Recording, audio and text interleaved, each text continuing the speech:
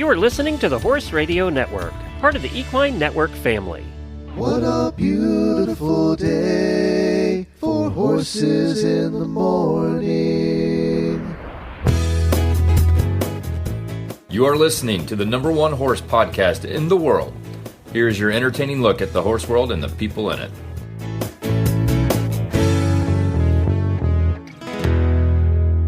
This is episode 10 of Stable Riding with Solange. This is Solange Ellis, founder of Stable Riding, for the May 26th, 2026, episode 10 of Stable Riding with Solange, part of Horses in the Morning. I'm here the fourth Tuesday of every month to talk to you all about the rider and how we can make ourselves better in the saddle.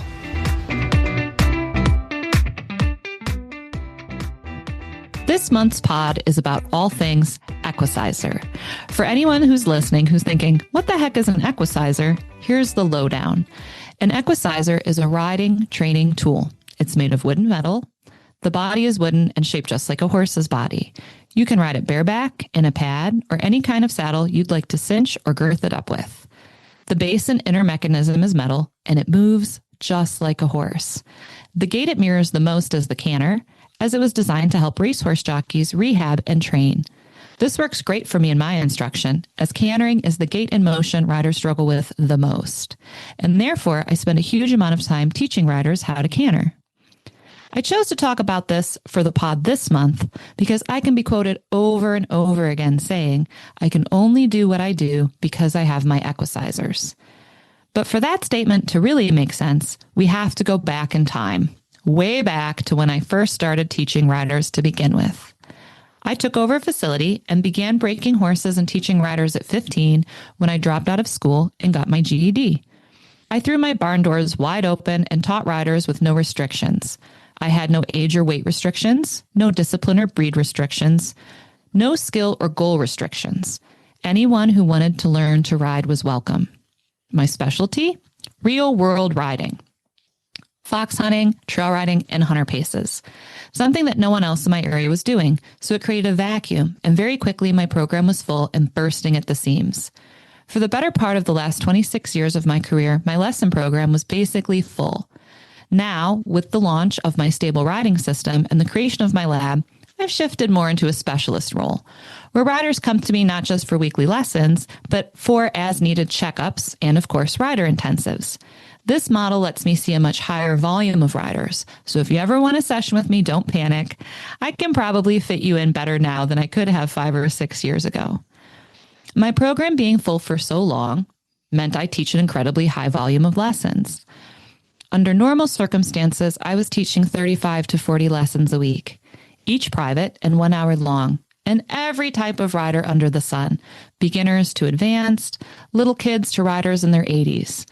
I was able to create a curriculum that worked well. I had consistent results and happy riders.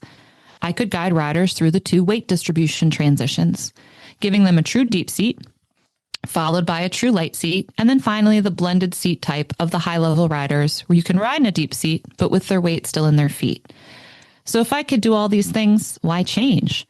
I cracked the code. I knew what to do, when to do, and how to do it. Plus, I had 17 different ways of explaining it, so the instruction landed with each and every individual. Even with all that mastery of my craft and success with my riders, there were 2 big reasons to change and evolve: time and the Mongol Derby. See, learning to ride takes time, and when you rely on the whims and actions of a live horse, it takes as long as it takes. Let me explain it this way. I have a once-a-week lesson rider who's prepared to do the next big thing in their riding. We've talked about it, worked towards it with incremental exercises designed to be bridging steps towards their goal, and now it's time to do it. To feel it in their own body and gain confidence as well as proof of concept that it can indeed be done. Now, for that rider to do that thing, the next big thing, we both need the rider to do something specific. Canter politely and reliably, go over a ground pole, etc. So I, as the instructor, pick the horse most likely to do the thing. I have the horse correctly prepped, the rider prepped, and the tack correct. And then during that lesson, it storms and hails, making a huge noise on the roof. So we do not do the thing that week. That's okay. We'll try again next week. The next week comes along, and that specific school horse, the one that's perfect for that rider to do the thing on, has a shoe off. Try again next week. Week after that, rider comes in late and frazzled from a work kerfluffle. The chi is off and the vibes are bad. So not that week. Try again. Fourth time's a charm, right? Wrong. The lesson horse spooks at the barn cat and freaks out the rider. So now a full month has gone by without the rider doing the thing because of environmental influences beyond my control. And that list does not include us canceling because it's way hot or too cold out, us canceling because one of us is sick, us canceling because they're not able to make their lesson that week due to a trip, work, or family commitment. So now it could very well be nearly 2 months or longer of Craigslist misconnections that result with that rider still not having done the thing due to no fault of mine, theirs, or the horse. To make it even more unlikely that the rider learns this important thing, even if the stars align and they do get to do it for one lesson, they cannot learn that skill in a single lesson. They need to do it consistently, each lesson for about 6 to 12 lessons in a row before they begin to feel like they've got it. I need Pony Jesus to smile upon me and have everything work perfectly for weeks in a row to make real progress with that rider. So back in the day, that's what I did. I hoped and prayed and arranged the pieces as best as I could and waited for it to all click. Sometimes it happened immediately. Sometimes it took months. Too much of it was way beyond my control when it came to a rider accessing the hyper-specific body motion necessary to ride the horse. I wanted to compress that timeline and know that I could still have obvious visible results in the rider's motion and body position in fewer sessions. Why? Because as a high-level coach, that's what I wanted. And the riders wanted it too. They wanted to understand, feel, and then consistently do the thing in their body. And ultimately, the sooner that they were moving freely and positioned correctly on the horse's back, the safer they are. So time was a huge driving factor in the creation of my lab and the purchase of my very first Equicizer. This was paired with the Mongol Derby riders who started traveling to me for intensives. I often see them within 6 months of their race and for a discrete period of time. Generally, a 3-day intensive where we work together 6 hours a day. I wanted to furnish these riders with the highest level of instruction possible. They needed hyper-specific skill instruction that will allow them unconscious competence on horseback. So at the race, they can focus on the terrain, navigation, and their riding partners. I wanted them to complete the race without pain and injury and be happy and successful and enjoy this amazing adventure they were going on. And I have exactly 18 hours to do it. No pressure, right? So how do I impart the highest level of skill technique on these derby riders who have often flown into me from a great distance to train? Last year, I had a rider fly to me all the way from Japan. Well, it ended up being a very simple answer. Separate the rider from the emotional and physical complexity of the horse beneath them and give them the time and space to learn what's needed in their own body on a tool that emulates the horse's motion.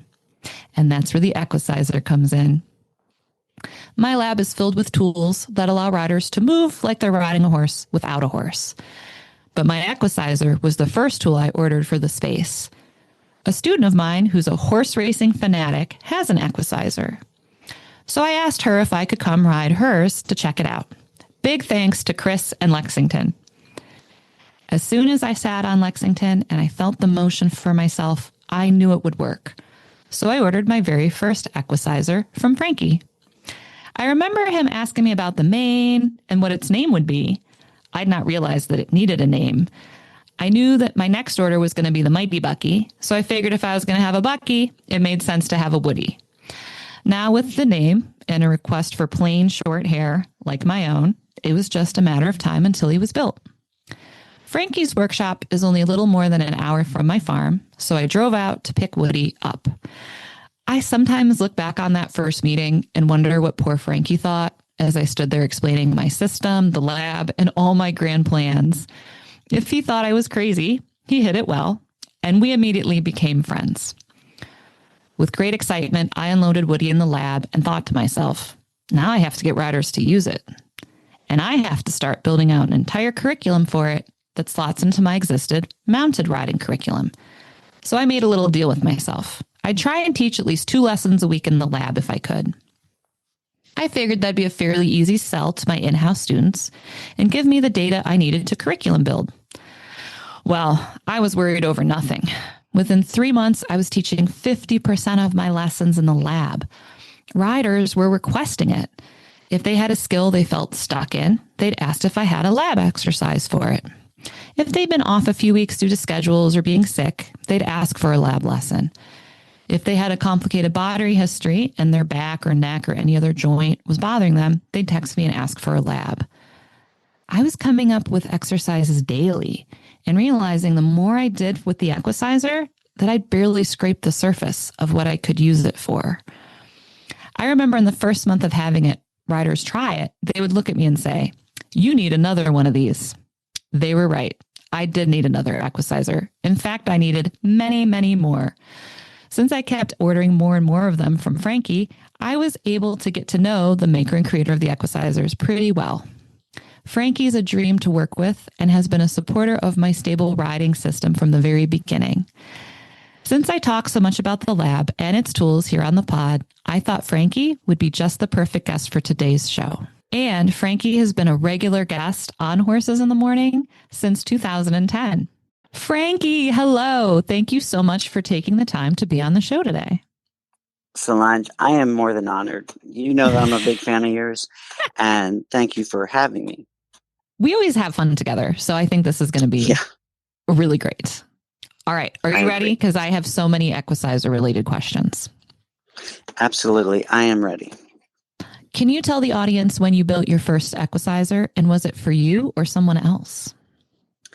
That is a great question. So a bit of history. I was a professional jockey for many years, but in my early years, I was only a teenager still, but very active in racing. And I had a crash, basically, where I had a severely broken leg. And I think I was about 18 years old. And when you, as a horse rider, and a lot of people can relate to this, your first concern is, when am I going to be able to ride again? 100%. Yeah. So I asked the doctor. It's the first thing I asked the surgeon. I said, okay, like, how long will this take? When can I get back to racing? And he basically said, well, he says, this is a tricky fracture. And, it's more so if, and that I was floored and scared. And so I went through a couple of operations, and they sent me to rehab. And I stare around the room, and I'm thinking, one of the things when I came out of surgery, my knee was completely locked. So his concern was, how much motion could I get back in that leg? Right. Yeah. So it was really scary. So, you look around the room, and the position jockeys ride in, we ride very short in the stirrups, and we're off the saddle in that 2-point position. And we need quite a bit of motion in our legs.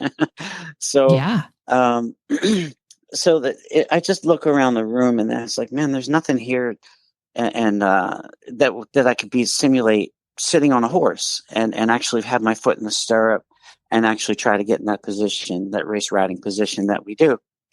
So, as a kid, and if I'm long-winded, you can stop me. But okay. As a kid, I grew up in the suburbs, so I didn't grow up on a farm. My dad was a jockey. I was obsessed with racing. I was obsessed with the idea of becoming a jockey since I was probably 3 or 4 years old. I already had what we call our tack bag packed. I had 1 boot, 2 pair of goggles, a saddle with that was broken, and I was ready to go by the time I was 4. So I was serious. I was dead serious about what my career path was going to be. So I was saddling instead of a pony, like most kids that grew up around horses. I grew up in the suburbs. My dad being a jockey is where the racetracks were built, and so I was saddling the couch. I was saddling. I was putting boards on buckets and anything I could do that I could pretend. And so that's where it actually started. But it wasn't until I had this racing accident. I'm 18 years old, and my career is in question. So that scared me. And since I'm older now, I'm smarter. I have access to more people rather than when I was like a 10-year-old. I had someone help me. I drew some pictures, and I had someone help me build my first horse. And it worked so well, not only for my rehab, but what it did, my fitness level. From the surgeries, I had complete atrophy in my body. It was my wife looked at me and she cried the first time she saw me get out of bed. I'd gotten down to about 85 pounds. And it was such a strange part of my life because I actually fought weight to make weights as a jockey. I was not naturally light. Anyway, so I built my first horse. And not only was I getting motion and flexion back into my knee and leg, the atrophy started it just started disappearing, and I started putting my muscle right back on where it was. And then the thing I didn't expect was that my form, my position, my style, what we call in racing our style, which is basically our rhythm and motion as one with the horse, was like I just came off a year from winning the Eclipse Award as leading apprentice in America, so North America. So I was not a slouch. I already had quite a advanced and improved type riding style, but it got even better for my wooden horse. So I'm still on crutches. I started using my wooden horse while I'm still on crutches. The atrophy started disappearing. The muscle started coming back. The fitness started coming back, and my form, my riding style was starting to improve. Yeah. So months go by, and I check in with my doctor, and he's like, "You look great. What are you doing?" And I didn't really tell him too much. I didn't want him to rain on my parade, so to say. Exactly. If I was yes. doing too much. But my last visit, when he gave me the okay to start getting on horses, he was just like, I can't believe how you've bounced back, how you've returned to like this incredible shape. What have you been doing? And I said, well, I've been riding my wooden horse, and he was just amazed by that. Anyway, he gave me the okay, and generally when a jockey gets the okay to ride a horse, a real horse, and they go out to ride a thoroughbred, you better be prepared. Right. They're not just riding horses. These horses are bound to do something. Yeah, you're not getting on a lesson horse. You're not getting on a schoolmaster. You're getting on a racehorse. They're going to take you for a ride, and if you're not ready for it, you're going to hurt yourself. So I had the confidence, I had the fitness that I was ready to jump on a racehorse, which I did. From the doctor's appointment that afternoon, I was at the barn. I was at Belmont Park in the barn. The next morning, I got on 6 head of horses. Wow. I did workouts. I did everything that you're not supposed to do on day one. I did it. And the trainer, his name was John Campo. He's actually was quite well known in horse racing. Trained Pleasant Colony that won the Derby that year. He said, Lovato, are you ready? Can I put you on a horse? This was like a Wednesday. Can I put you on a horse Friday? Wow. He said, I'm going to put you on a winner. And I was like, well, I don't know if you have to bleep me, but I was like, hell yeah. And so he did. He named me on a horse. That was a Wednesday. This was a Friday. This is unheard of in horse racing. It usually takes jockeys 2 or 3 weeks to get to the fitness level. Sure. And to be able to ride a race. And so he did. He put me on a horse, and we won by a nose.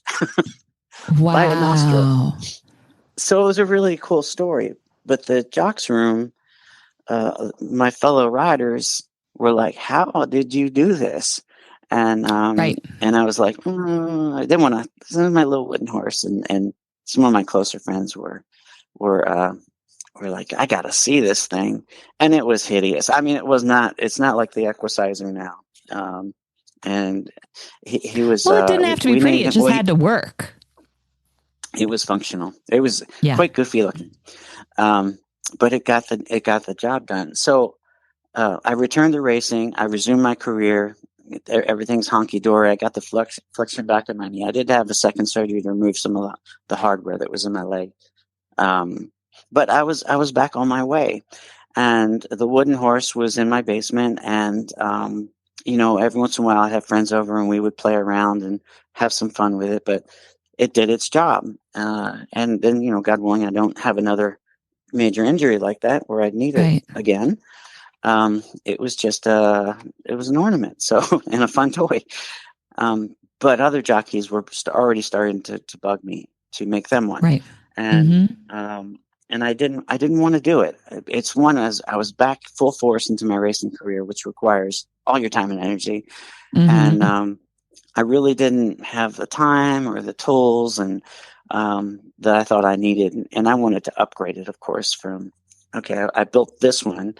If I'm going to do it again, I want to build something nicer.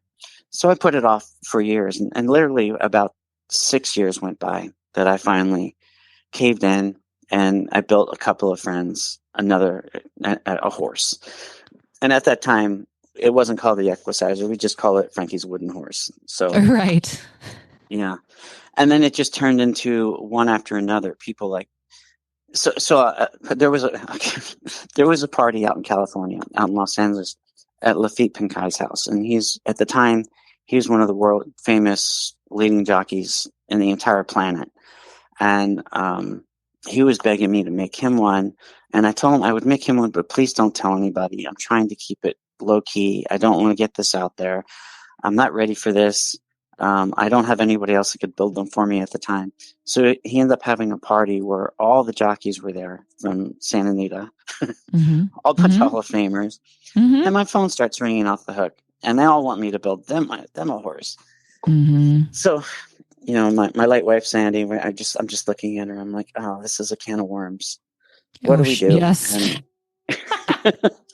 So it's getting out there now. And so I built a few more, and then I thought I better do this properly, and I applied for a patent. Right. We went to an attorney, and we formed a business that would be separate from my private, my racing business, and so that's where we decided, well, what are we going to name this business? And we decided to name it Wooden Horse Corporation. Which I thought was appropriate. Yeah. And it still is. We are still the Wooden Horse Corporation. And then we're like, well, what do we want to call this thing?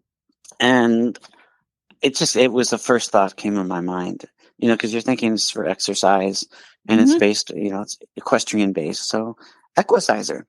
And ta-da, the Equicizer and Wooden Horse Corporation were officially born. What an incredible story. Yeah, I'm a bit long-winded with it, but that's to get there. I keep thinking as you're talking, it really comes back to necessity is the mother of inspiration. Yeah. And you created something that you needed, that you use to incredible success and benefit in your own life. So therefore, the product works because you use it. Does that make sense? Yeah, there was no doubt. And there was no doubt that there was so well. Yeah, and still to this day, there's a void. There's a void that does not bridge the rider from the ground to the horse. 100%. And this is a lot of riders try and use groundwork. They're like, well, my horse will listen to me really well on the ground. And I'm like, yeah, I'm watching you play all of 7 Pirelli's games. He's yo-yoing really well, but can you sit your canter? Yeah. And that's where that gap is. It certainly helps, and even the Pirellis have used the Equicizer for some of their things. Everything helps, right?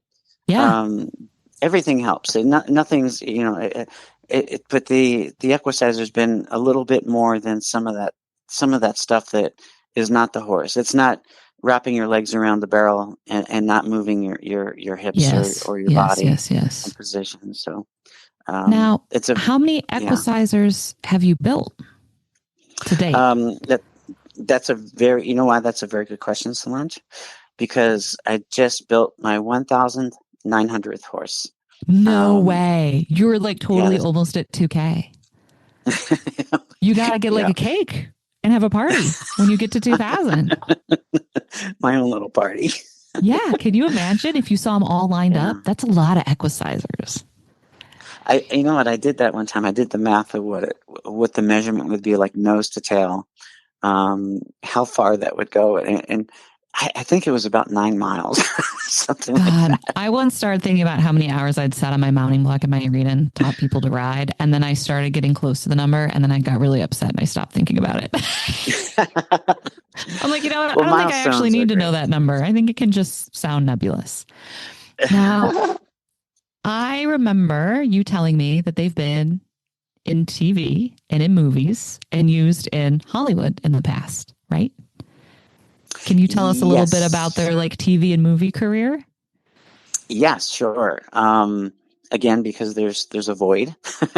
now the special effects are they're doing some things, but I can't imagine what they cost. But as far as the Equicizer, the most notable movie was the movie Seabiscuit, right? Where actor Tobey Maguire, he did not know, he wasn't a rider, and he certainly wasn't a jockey, but coached by Hall of Famer Chris McCarron, who's a big fan of the Equicizer. Mm-hmm. They contacted me. The studio, they wanted to order 6, for example, so long story short, I was able to provide them with a couple, and then we searched around the area of Los Angeles and upstate New York for Equicizers that they could get their hands on or rent. Yeah. How cool. But long story short, they had 2 of them that they completely, they took your Equicizers have wheels on them. Well, they mounted these on camera tracks, and they had 2 side by side. They mounted those camera tracks on the back of a flatbed, and then special effects dressed up the neck and head to look like real horses. Seabiscuit being one of them, War Admiral being the other, and so they were able to film all the close-up scenes with Tobey Maguire or the other actors, and in some case, professional jockeys, Chris McCarron being one of them, all the close-up scenes, and they could make these Equicizers on these tracks move side to side and forward and back. And so this all happened because 18-year-old Frankie broke his leg. Yes. Right? Yes. Like that's the butterfly effect. I mean, wow. When you think about it, it's really incredible, Frankie. Oh, well, thank you. Yeah, I was very proud of that, being a part of the Seabiscuit movie. Another recent one was a movie called Ride Like a Girl that was filmed in Australia, a true story with female jockey Michelle Payne that won the Melbourne Cup. And when it was coming out, I didn't know anything about it. And my daughter actually said they were watching a preview for a movie, and I saw an Equicizer in the background, and I had to go through my records, and I saw that I made Michelle Payne and her family an Equicizer there in Australia back in 1999. So to find out, that leads into my next question. You sell them all over the world, like globally. There are Equicizers everywhere, right? Yes. I've counted about 35 countries, different countries over the world. It was like the Equicizer is just now being known in the equestrian world, the open equestrian world, but in horse racing, it's quite the staple. Even the word Equicizer, if somebody puts a saddle on a bale of hay, they'll call it an Equicizer. And it's really cool because it's all over the world. Australia, of course, was very popular in horse racing. But we've reached all parts of Europe, the Middle East, Asia, South Africa. Every continent has an Equicizer, which is pretty cool. Wow. Yeah, and now it's starting to reach like standard equestrians. So English and Western riders in Yeah. parts of Europe and Australia and South Africa, and even therapy centers and equine assisted centers all over the world are purchasing my Equicizer. I just sent one to Germany and one to France, to two experts that do hippotherapy, and that are adaptive riding experts. Well, you're totally ahead of me, that- Frankie, because one of my questions was, I came to understand by being in your Facebook groups how much the Equicizers are part of, like you said, hippotherapy and therapeutic riding and, therapy centers for riders and kids. And it makes complete sense that it affords them the motion, but slightly less of the danger, right? And my question for you is, did you envision that you would be selling them to therapy facilities when you started? And maybe yes, because you did it for your own rehab, but then for a long time, it was inside the racing industry. Like, did the fact that the equine therapy organizations adopted it and used it so thoroughly, did that come as a surprise to you? Did you market to them, or did it just sort of happen on its own? It just sort of happened, and I'd like to tell. I'll tell a cute little story. It's actually a very powerful story. But when I first developed this is back in the late '80s. I had I was just selling to jockeys, and I had a friend's wife that was a volunteer at a therapeutic riding program.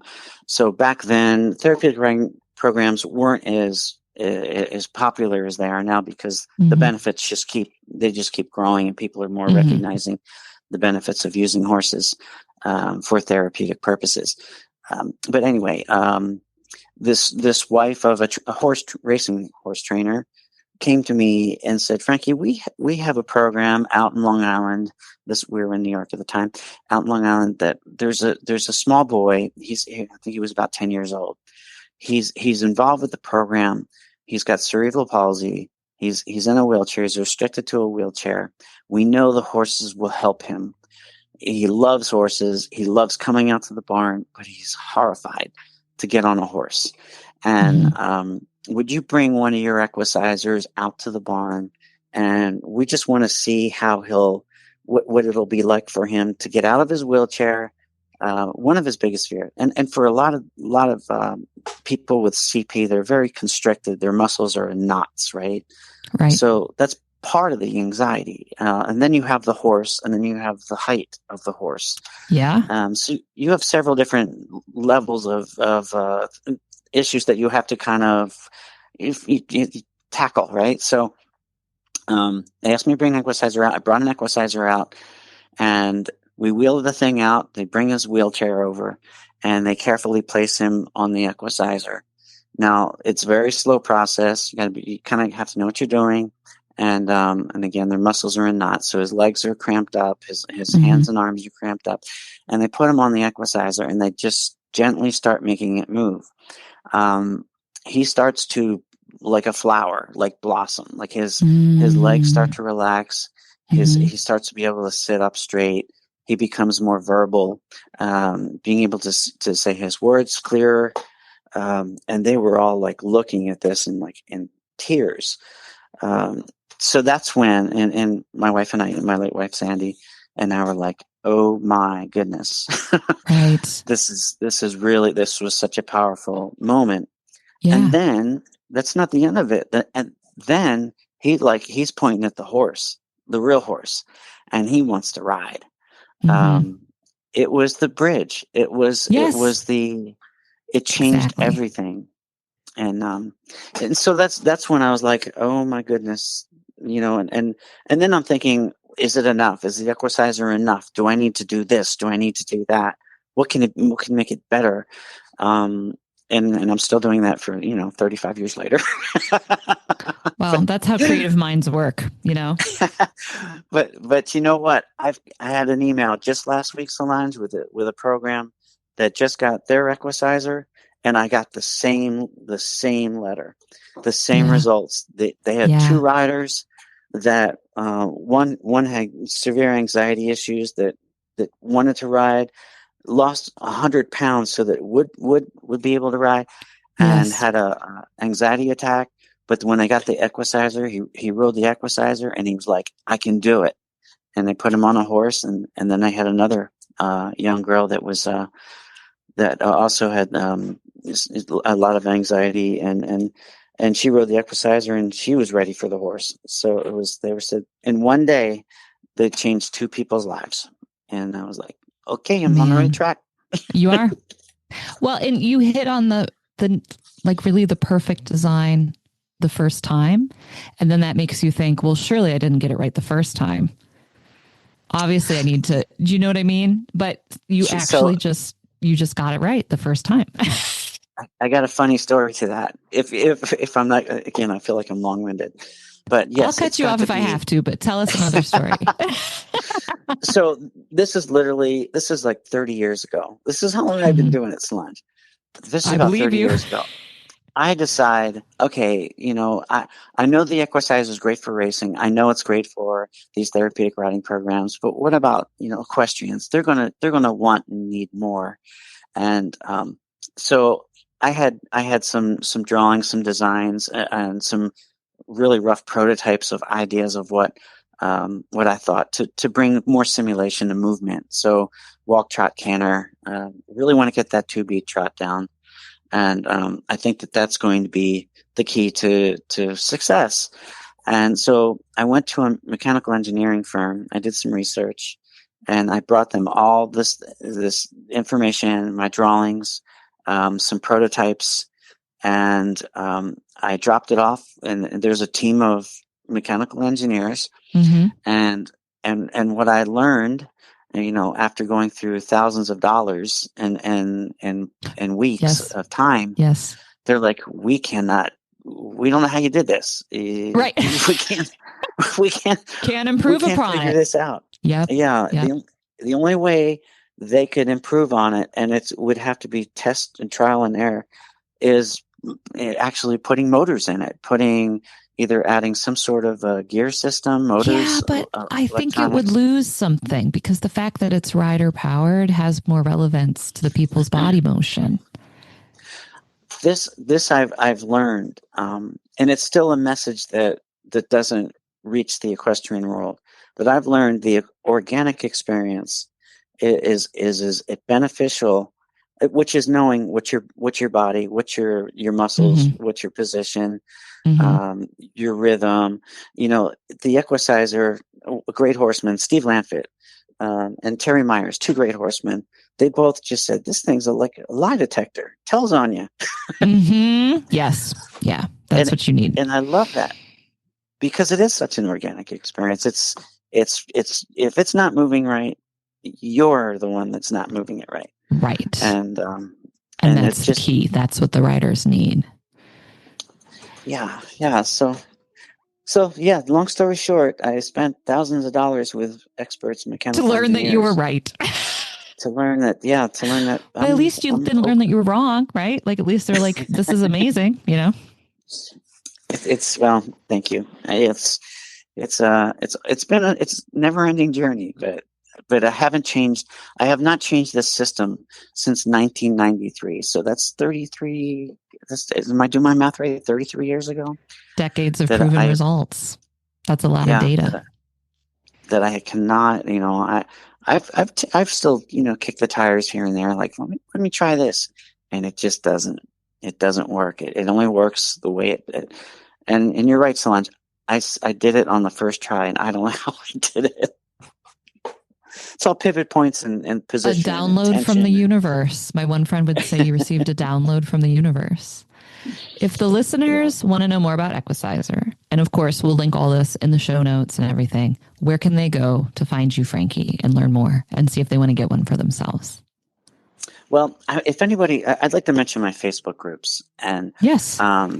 Because I think they're just a great resource, and it's not me. It is me. I share things, but it's right. It's people but like you're hearing from people who things. have them. Exactly. Yeah. Yeah. And so I want to start with my Facebook groups, which is Equicizer Therapy, which is based it's directed towards the professionals and private homes that use the Equicizer for therapeutic purposes.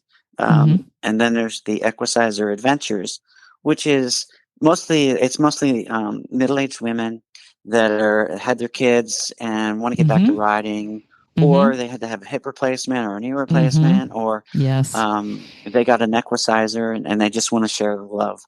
And so Equicizer Therapy and Equicizer Adventures are the Facebook groups. And then we have our web addresses. And you'll laugh because Equicizer is a little challenging to spell. It can be spelled several different ways. So I have the domain names of all the misspellings. Oh my God. So Equicizer. That's thinking like a businessman, Frankie. That's the key to success, that kind of thinking. So it goes even deeper than that. You'll laugh even further. So Equicizer, the proper name spelling is Equicizer. Now, if you misspell it, there's like I don't want to even misspell it. I probably can't. My brain probably won't do it. But it might still bring you to the website because I have Equicizer spelled with an S and spelled with a Z in the middle and a C at the end. So amazing.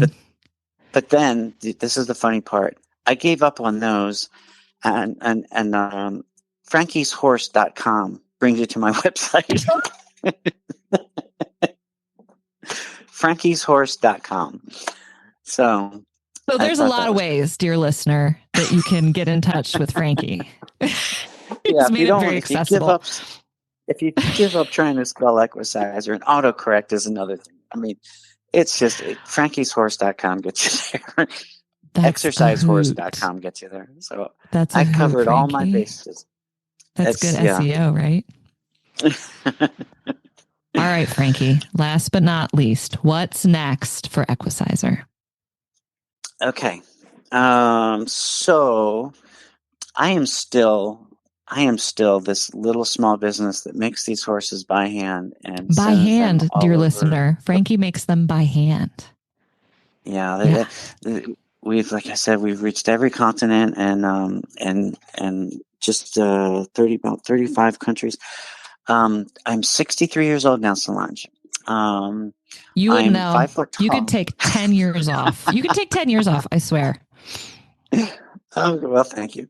I'm only 5 foot tall, and I'm handling these horses that are twice my weight. So, yeah. So I building these things is I'm working on a way that I'm going to try to develop an Equicizer that I do not have to physically build myself and could be more accessible. And that's a project I'm working on. I don't have enough information to say when this is going to launch, but I'm hoping. Right, we don't have a formal launch. Yeah, right, but the balls are in motion. Launch. The balls are in motion, and the Equicizer it deserves. It's bigger than me. Is my point. Yeah, exactly. And I've never been able to find someone to help me build these, all the different various stages, or could I afford to hire a crew that had these skills that go into this? So that's the tricky part. So that's why it's stayed the way it's been for all these years, just being a small mom and pop shop business. But I'm going to try to change that, and it deserves that chance. This business, this product, this concept, it deserves a chance to really get out there in the world and offer it to a much bigger audience than what I think the demand is there. You've never been sitting around twiddling your thumbs, Frankie. Yeah, true. I mean, the consumer base exists for more of them. I believe that now more than ever, and I feel responsible to make that happen. If anything, I'm slowing it down at this point. So, well, I can't wait because I need at least 2 more. You can have your own derby. Yes, exactly. But I'm so excited for the future of Equicizer, Frankie, and I can't wait to see what you come up with next, because I think it's going to be really transformative to the horse business at large.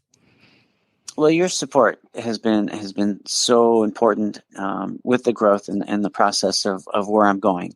So I really want to thank you for that, Solange. You've been very influential on me. Well, what happens, listeners, every couple of months I call Frankie and I'm like, what are you doing? What are we doing? What's happening? And I go, if I'm ever too annoying, just don't answer and text me and go, I can't talk to you right now. That'll never happen. I know. You're very sweet, Frankie. You always take my call. Yes. I'm tripping over lumber trying to get to the phone to answer your call. Well, Frankie, thank you so much for being on the podcast and sharing some really, just incredible stories about the Equicizer. I can't tell you how much I appreciate it. Thank you for the opportunity. I really do appreciate it. And I hope your listeners enjoy it. So I think so. Thank you, Frankie. Okay. Thank you, Solange. As a small business owner, I really appreciate Frankie. He invented an amazing product, produces and sells them all over the world, and is funny, smart, and easy to work with. Plus, a fabulous podcast guest to boot. My herd of Equicizers, I currently have 5, my dream is 7, are really the backbone of my lab and my program. They would let me do what I do at events like Equine Affair, where I can teach riding in the middle of an expo space. When a new rider comes to my program for the first time, that lesson now is always on an Equicizer in the lab, as this is the best place for me to start my diagnostic process and take a rider bio.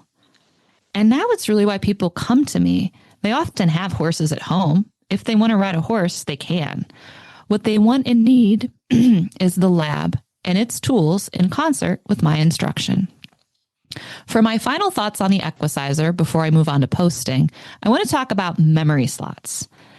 I grew up playing old school video games, which were cartridges that you put in a machine. These games had memory slots or save slots, and the standard amount was 3. You had 3 saved games. This is how I think about the human brain. We can hold 3 thoughts simultaneously, and when we add a 4th thing, our brain has to drop and forget one of the previous 3. This has nothing to do with how old you are or how smart you think you are or how smart you don't think you are. This is just how the human brain works.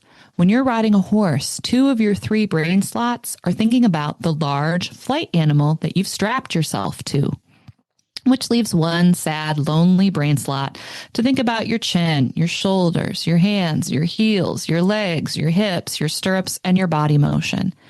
And that's just not enough.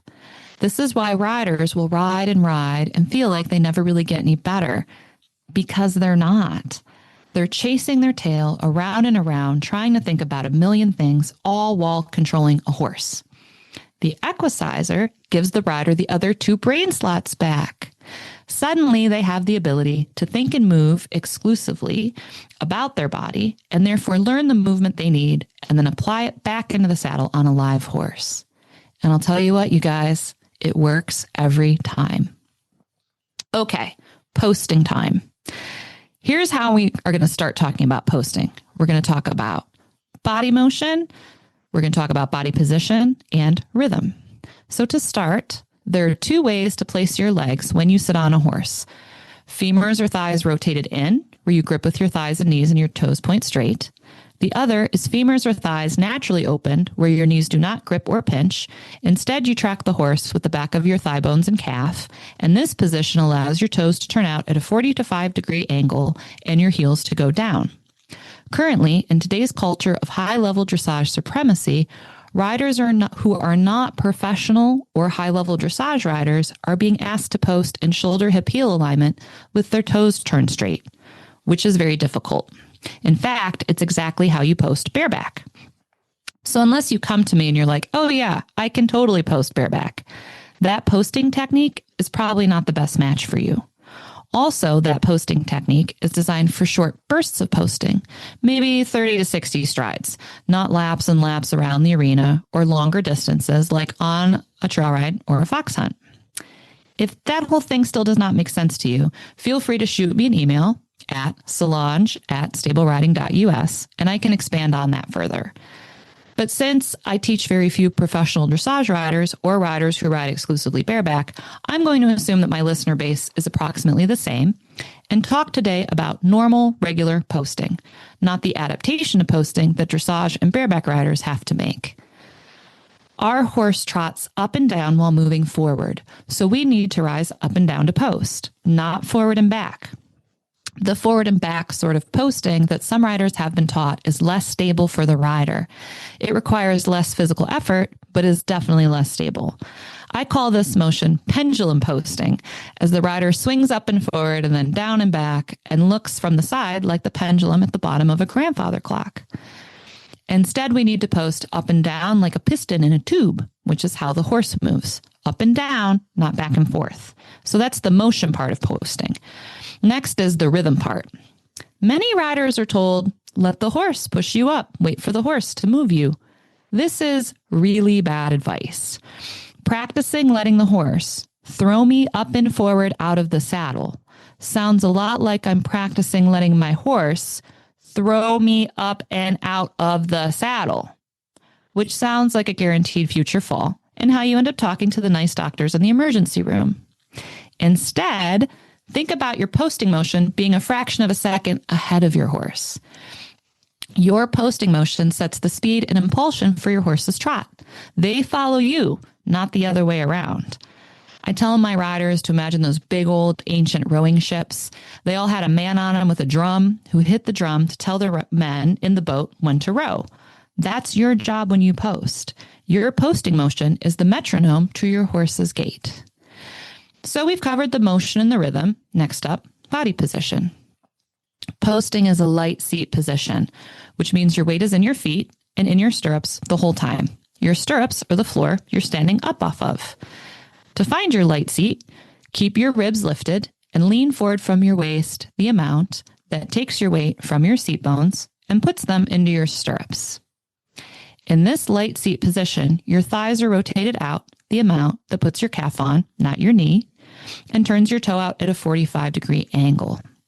The reason you choose to post with this leg position is because when you are posting, your knee and thigh are moving, so you cannot grip with them or have stable contact with the horse with your knees and thighs because they're moving. When you're posting, the only part of your leg that is still unstable touching the horse's side is your calf. And you can only put your calf on by rotating your leg out at that 45-degree angle. Also, when your feet are under you, you're accessing your stirrups again as the floor to rise up off of. And that external rotation of your leg is the only way that your leg bones will allow you to put your heels down when your foot is under you. And heels lower than toes is a requirement for posting. Anyone who tells you otherwise is selling something. For my Princess Bride fans out there, I'm certain the Dread Pirate Roberts had his toes out and his heels down when he posted his trot. If your foot is flat or your heels come above your toes when posting, you will feel like you're going to fall forward in the up portion of the up part of your post, and then you'll feel like you're falling back down and landing harder than you'd like in the downbeat.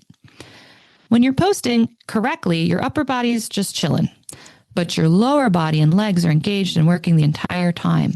Posting is just squats in stirrups. You rotate your toes out, put your heels down, and push down against your stirrup to drop your heel, and then unbend your knee to lift your hips and torso up. You then control your downbeat back into the saddle with the muscles of your legs, keeping that same upper body inclination. You're touching down, not on your seat bones, but on the flat part of your thigh just below your butt. You do not sit, relax, or sink into the saddle on your downbeat. You just touch the saddle with your body and then rise up again, keeping all of your weight in your stirrups. Now, does this sound tricky? Yeah, because in the beginning, it is. Posting is a highly technical physical motion. But once you learn it, it's very economical as the horse is providing you with the up and your job is just to control the down. Posting is so often overlooked. People will say, all I'm doing is posting my trot, like it's no big deal. But the posting trot is the gateway position into cantering, galloping, and jumping. If you have a position fault or a weight distribution inadequacy in your posting, you take that right into cantering, galloping, and jumping. So the best place to build a stable position at those faster gaits and over fences is when you're posting. Never underestimate the importance of a correct posting position and motion. Can you guess your homework, dear listener? You got it. Posting your walk. Posting the walk is the only exercise that never becomes redundant, no matter how long you've been riding. I tell my Mongol Derby riders when they're only a few weeks out from their race, who want to keep training but don't want to injure or strain themselves, that they should post the walk, which is usually met with a heavy sigh and a roll of the eyes, but they're pretty serious about their training and they do it anyway. The reason that posting walk is so handy is that you can do it as slow as you want or as fast as you want. Since all the horse has to do is sort of amble along, you can take your time and think just about your heels or your calves or your shoulders. You can pause in your upbeat and look down at your foot, or close your eyes and feel if your weight is evenly distributed between your two stirrups. You'll really never improve or evolve your posting skills while trotting because the horse is taking up 2 of your brain slots. All the improvement is made posting the walk, and then we apply it back into the trot. So here are your posting walk instructions. With your chin and ribs lifted, incline forward from your waist the amount that puts your weight fully in your stirrups. Keeping your toes out at that 45-degree angle, push off your stirrup into your heel to unbend your knee and raise your hips up over your feet. You should be able to pause and hold that upbeat for a few strides, concentrating on toes out, heels down, without wobbling and falling either forward onto their neck or back into the saddle. Then slowly and with control, lower yourself down to touch the saddle by closing and bending your knee joint. This is difficult. It's supposed to be. So if you do it and think, man, that's hard, that's okay. I recommend, as always, you try posting your walk for about 10 minutes over the course of your overall ride. If you do this consistently, you will find that after posting walk, posting your trot feels like a vacation. As always, any questions? Let me know. That's what I'm here for. You can find our show notes and links to today's guests and products in the show notes on your podcast player or on the website at stableriding.us. We are on Facebook, Instagram, and TikTok as Stable Riding. We're here once a month on the 4th Tuesday of every month. We have our own open RSS feed. Just search Stable Riding with Solange in your podcast player, or you can find us on the main Horses in the Morning feed. All riders can be stable riders, and a stable rider makes for a happy horse.